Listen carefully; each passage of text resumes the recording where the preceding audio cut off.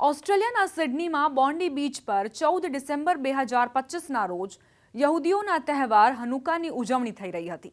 એ દરમિયાન થયેલા આતંકવાદી હુમલામાં મૃત્યુઆંક વધીને 16 થયો છે. આ તરફ ઇઝરાયેલના વડાપ્રધાન બેન્જામિન નેતન્યાહુએ ઓસ્ટ્રેલિયાના પીએમ એન્થની આલ્બનીઝ પર નિશાન સાધ્યું છે. નેતન્યાહુએ ઓસ્ટ્રેલિયન પીએમ પર આ હુમલાખોરોને ઉશ્કેરવાનો આરોપ લગાવ્યો. તેમણે ઘટના પછી તરત જ ઓસ્ટ્રેલિયાના પીએમની અપીલ કરી હતી કે હુમલાખોરો સામે તાત્કાલિક કાર્યવાહી કરવામાં આવે. હવે નેતન્યાહુએ દાવો કર્યો છે કે ઓસ્ટ્રેલિયામાં યહૂદી વિરોધી પ્રવૃત્તિઓ અંગે તેમણે 4 મહિના પહેલા એટલે કે ઓગસ્ટમાં આલ્બનીઝને એક પત્ર લખ્યો હતો, જેને અવગણવામાં આવ્યો હતો. ઇઝરાયેલી પીએમએ આલ્બનીઝ પર યહૂદી વિરોધી પ્રવૃત્તિઓ સામે કોઈ કાર્યવાહી ન કરવાનો આરોપ લગાવ્યો છે.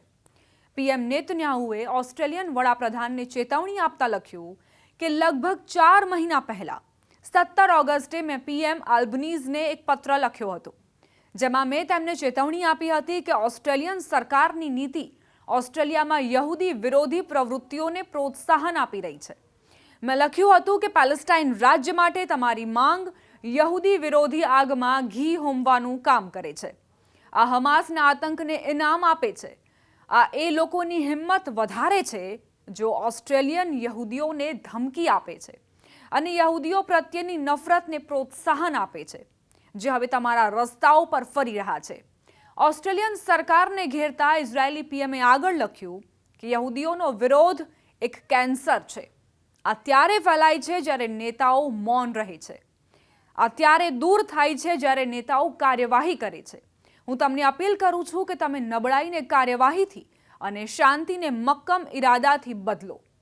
ઇઝરાયેલી પીએમએ આરોપ લગાવ્યો કે ઓસ્ટ્રેલિયાની સરકારે ઓસ્ટ્રેલિયામાં યહૂદી વિરોધને ફેલાતો અટકાવવા માટે કંઈ જ નથી કર્યું.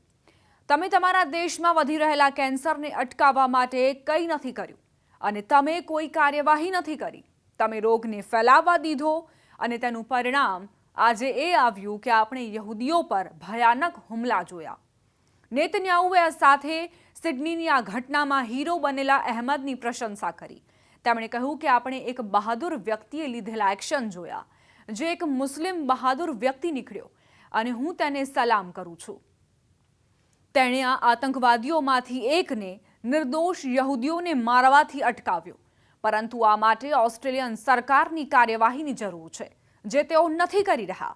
ઇઝરાયેલી પીએમએ કડક ચેતવણી આપી કે દુનિયાના કોઈ પણ ખૂણે કોઈ યહૂદીઓને ઈજા પહોંચાડશે તો તેને નિર્દયતાથી ખતમ કરવામાં આવશે. તેમણે કહ્યું કે આ મામલે અમારી નીતિ અમેરિકા જેવી જ છે. હત્યારાઓ પોતાની બાકીની ચિંતાભરી જિંદગી એ જાણીને વિતાવશે કે ઇઝરાયેલ તેમનો શિકાર કરશે, તેમને શોધશે અને નિર્દયતાથી ખતમ કરી દેશે. અમે ચૂપચાપ બેસીને આ હત્યારાઓને અમને મારવા નહીં દઈએ. તેમણે ઓસ્ટ્રેલિયન પીએમને લખ્યું કે તેઓ માત્ર અમને ખતમ કરવાનો પ્રયાસ નથી કરી રહ્યા, પરંતુ તેઓ અમારા પર હુમલો કરીને પશ્ચિમ પર હુમલો કરે છે. મહત્વનું છે કે આ ગોળીબારના પ્રત્યક્ષદર્શીઓએ ભયાનક દ્રશ્યો વર્ણવ્યા. રિપોર્ટ્સ અનુસાર હુમલાખોરોએ ખાસ કરીને યહૂદીઓને નિશાન બનાવ્યા હતા, જ્યારે અન્ય લોકોને પાછળ જવા કહી રહ્યા હતા.